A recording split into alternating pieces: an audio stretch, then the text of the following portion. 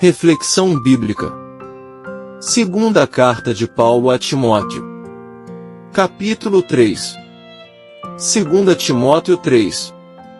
Paulo adverte sobre os tempos difíceis nos últimos dias, caracterizados pela apostasia e pela presença de falsos mestres. Ele enfatiza a autoridade e a suficiência das Escrituras para a instrução e a correção. Como permanecer no Evangelho?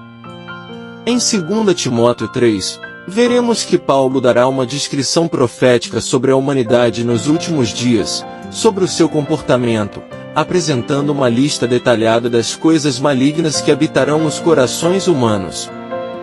Ele alertará sobre os impostores da fé, e se alegrará ao ver Timóteo seguir de perto o seu exemplo e testemunho. Ele mostrará como nos apegar às Escrituras sagradas e praticá-las, sendo suficientes para o crescimento, desenvolvimento e amadurecimento de cada um de nós. Ela é a voz de Deus, ministrada pelo Espírito Santo. Contexto histórico. Paulo exortou Timóteo que se dedicasse à prática do Evangelho de Jesus de forma integral. O exemplo que ele usa, do soldado, do atleta e do lavrador, mostra como estas três classes só recebiam sua recompensa como resultado da dedicação e do trabalho árduo diário. O próprio sofrimento que tem suportado por causa de Cristo e do reino de Deus mostra para Timóteo que para ser aprovado ele precisa dedicar-se ao conhecimento da palavra e sua prática. Ao distinguir que em uma casa há vasos de honra e de desonra e como devemos glorificar a Deus, Paulo lembra muito da parábola do joio e do trigo, dita por Jesus. Acompanhe a seguir o estudo completo de 2 Timóteo 3. Sinais que indicarão os últimos dias. Versículos 1 ao 5. Sabe, porém, isto, que nos últimos dias perigosos tempos sobrevirão. Porque haverá homens amantes de si mesmos, avarentos, presunçosos, soberbos, blasfemos, desobedientes a pais e mães, ingratos, profanos, sem afeto natural, irreconciliáveis, caluniadores, incontinentes, cruéis, sem amor para com os bons, traidores, obstinados, orgulhosos, mais amigos dos deleites do que amigos de Deus, tendo aparência de piedade, mas negando a eficácia dela. Destes afasta-te. Últimos dias, é mais do que uma predição. É também uma avaliação do que já estava acontecendo na época de Paulo, 1 Timóteo 4 verso 1. Isso vai acontecer em escala ainda maior ao se aproximar o fim dos tempos e a iminente volta de Jesus.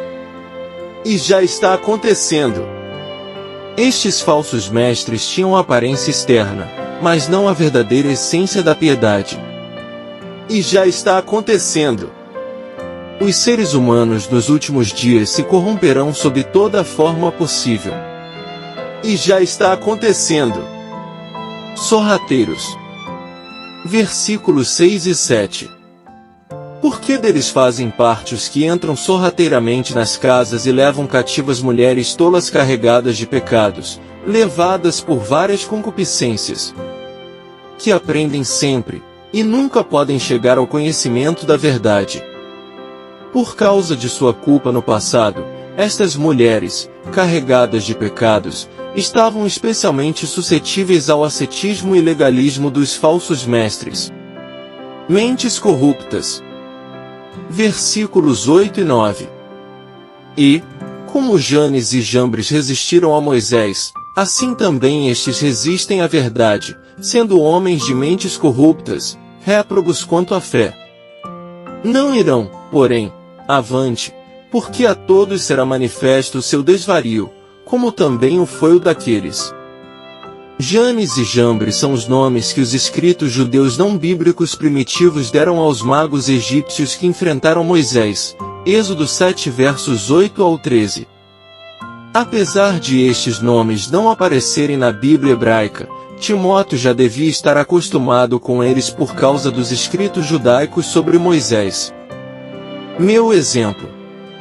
Versículo 10.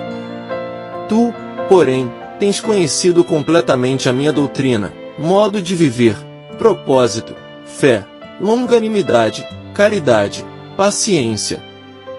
As palavras, tu e porém, contrastam os versos 1 ao 9 com os versos 10 ao 17. Os falsos mestres viviam uma coisa e ensinavam outra, mas Paulo deu um exemplo totalmente diferente para Timóteo. Minhas perseguições. Versículos 11 ao 13. Perseguições e aflições tais quais me aconteceram em Antioquia, em Icônio e em Listra, quantas perseguições sofri, mas o Senhor de todas me livrou. E também todos os que piamente querem viver em Cristo Jesus padecerão perseguições. Mas os homens maus e enganadores irão de mal para pior, enganando e sendo enganados. Antioquia, Icônio e Listra foram as cidades que Paulo visitou em sua primeira viagem missionária. Portanto, ao buscar exemplos de seus sofrimentos, o apóstolo dos gentios falou de sua obra missionária mais antiga. Alguns se perguntam por que Paulo falou de algo que acontecerá há tanto tempo, principalmente porque isso foi antes de Timóteo acompanhá-lo. Contudo, Listra era a cidade natal de Timóteo, então ele provavelmente sabia o que aconteceu com seu companheiro ali. Na verdade, Paulo está dizendo, Timóteo, desde suas lembranças mais antigas de mim, você sabe que esse sofrimento faz parte do trabalho do Evangelho. Permaneça no que aprendeu.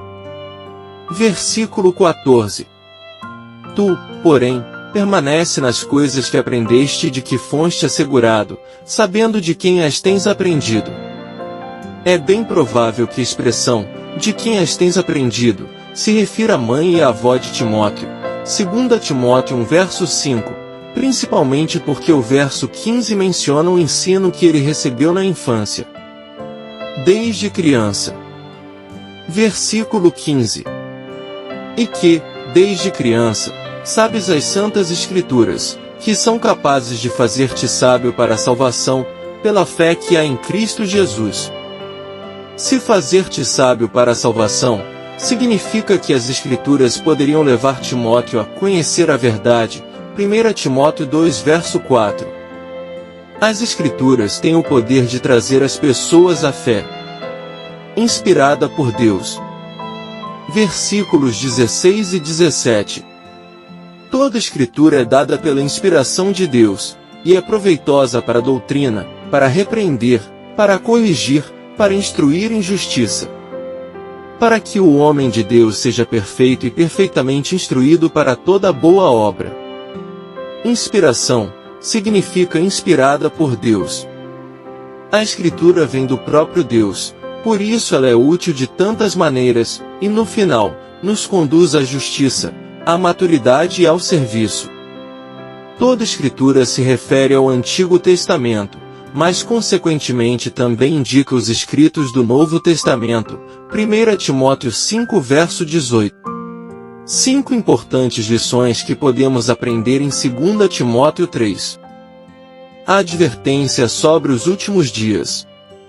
Paulo adverte Timóteo sobre os tempos difíceis que virão nos últimos dias, destacando que as pessoas se tornarão egoístas, avarentas, arrogantes e desobedientes a Deus. Essa lição nos lembra da importância de permanecer vigilantes e firmes na fé, mesmo em meio à adversidade. A importância das Escrituras Sagradas. Paulo enfatiza a importância das Escrituras como fonte de ensinamento, correção, repreensão e instrução na justiça. Ele incentiva Timóteo a se apegar à palavra de Deus, que é capaz de equipar o crente para toda boa obra. Oposição e perseguição. Paulo lembra a Timóteo que todos os que desejam viver piedosamente em Cristo Jesus, enfrentarão perseguição.